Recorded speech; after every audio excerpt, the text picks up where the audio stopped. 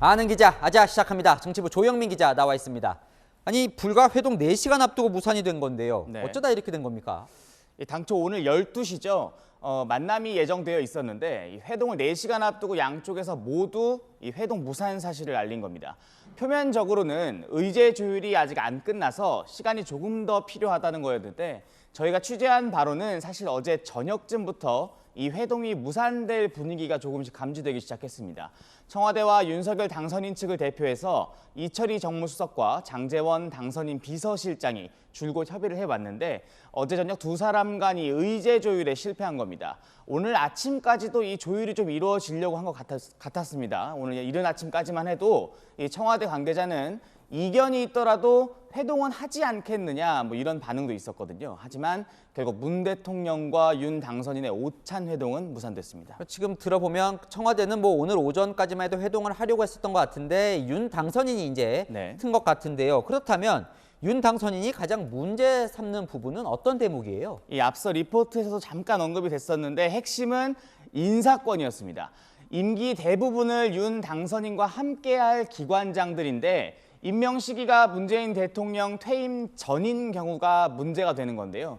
통상 이럴 때는 당선인의 의중을 반영하거나 인사를 미루거나 하거든요. 그런데 청와대가 인사권을 행사하겠다고 했고 윤 당선인 측이 이에 반발하면서 오찬 회동이 무산된 겁니다. 회동 무산의 가장 큰 이유, 저희가 취재한 바로는 한국은행 총재 인사입니다.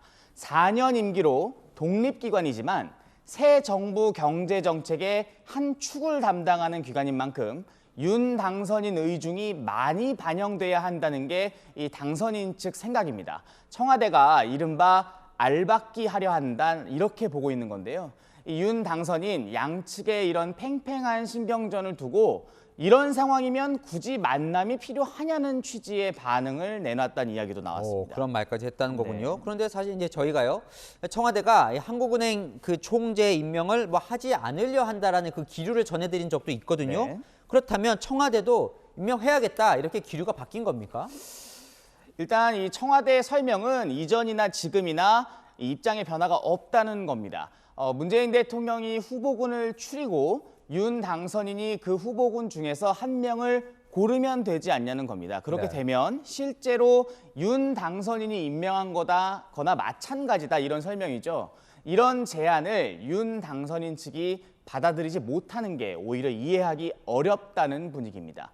실제 청와대는 한은 총재 인사 절차를 시작하지는 않은 걸로 보입니다.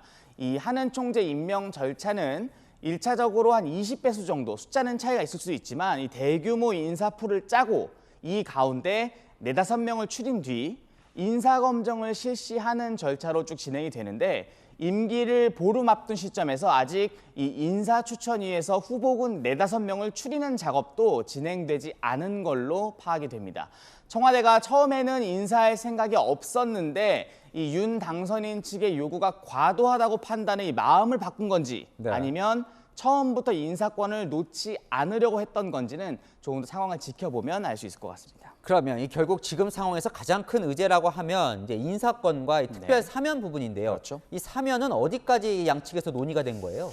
이 사면 문제를 놓고도 앞서 인사권 문제처럼 이 양쪽의 의견 조율은 쉽지 않았던 걸로 저희가 파악하고 있습니다. 윤 당선인 쪽에선 애초 이번 회담에 이명박 전 대통령 사면을 요청하겠다 이런 뜻을 밝혔었죠. 저희가 취재해 보니까 의제 조율 과정에서 이 MB 사면 외에도 김경수 전 경남지사 사면 관련 이야기도 이 함께 테이블에 올라온 것으로 보입니다.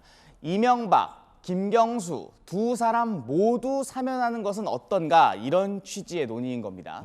일단 윤 당선인 측에선 이 김 전 지사 사면에 대해선 반대의 뜻을 내비친 것으로 파악되고 있습니다. 인사권과 사면 문제 모두가 아직 의견 조율이 되진 않은 것 같습니다. 시청자분이 이런 질문을 주셨습니다. 윤 당선인 입장에선 이명박 전 대통령 같은 경우에 취임 후에 본인이 직접 사면을 하면 될 문제 아니냐 이런 질문을 주셨거든요. 이 질문하신 것처럼 사실 윤 당선인 후보 시절 이 대선 과정에서 이 정권을 잡게 되면 그 이명박 전 대통령 사면하겠다 이런 뜻을 좀 밝혔었거든요. 저희가 목소리를 한번 준비해봤습니다. 전직 대통령이 장기간 수감되는 모습이 국제적으로나 우리 국민의 그 미래를 위해서나 그게 과연 바람직한 것이냐에 대해서는 많은 의문을 가지고 있습니다. 다만 다 그 본인의 임기 내 사면이 아니라 굳이 이제 문재인 대통령 임기 내 사면을 요청하고 있는 거 네. 아무래도 좀 정치적 부담 이것과 연결되어 있는 게 아닐까 싶습니다. 이미 진영 안에 이 MB 사람들이 다수 포진해 있잖아요. 이런 윤 당선인의 입장에서는 임기 시작과 동시에 자신의 손으로 직접 사면하는 건 부담이 될 수 있다는 거죠. 돌이켜보면요. 정권 교체기마다 사실 뭐 조용했던 적은 없었던 것 같아요. 네, 이 정권 교체기마다 있었던 이 대통령과 또 이 당선인의 만남은 사실 큰 협의를 이끌어내거나 아니면 생산적인 결과물을 만들어내는 경우가 드뭅니다. 이 1시간가량 오찬에서 전두환, 노태우 특별 사면 등을 합의했던 이 1997년 김영삼 대통령, 김대중 당선인의 회동이 거의 유일하게 결과물을 낸 만남으로 꼽힙니다. 2008년 노무현 대통령과 이명박 당선인의 회동에선 2시간 넘게 만났지만 화기애애한 분위기 속에 양쪽의 미묘한 신경전이 오가기도 했습니다. 그런데 사실 뭐 안 만난 적이 없다 보니까 양측 다 무산된다면 상당한 정치적 부담이 있을 것 같은데 시청자분도요. 그런데 이러다 결국 안 만나는 것 아니냐 이런 또 이야기를 질문을 주시네요. 이 신구 권력 모두 사실 이런 식으로 만남이 불발되면 양측 모두에게 부담입니다. 이 윤 당선인 쪽 실무 협상 파트너인 장제원 비서실장의 말을 좀 준비했는데요. 이 말을 봐도 이런 기류, 그러니까 만남이 불발되기에는 좀 부담이 있다라는 의중이 좀 느껴지는 메시지로 볼 수 있겠죠. 네. 이 청와대도 만남이 무산된 건 아니라고 하고 있거든요. 이 만남이 성사된다면 다음 주쯤이 아마 가능하지 않을까 싶습니다. 워낙 뭐 현안이 많으니까요. 네. 네, 지금까지 정치부 조영민 기자였습니다.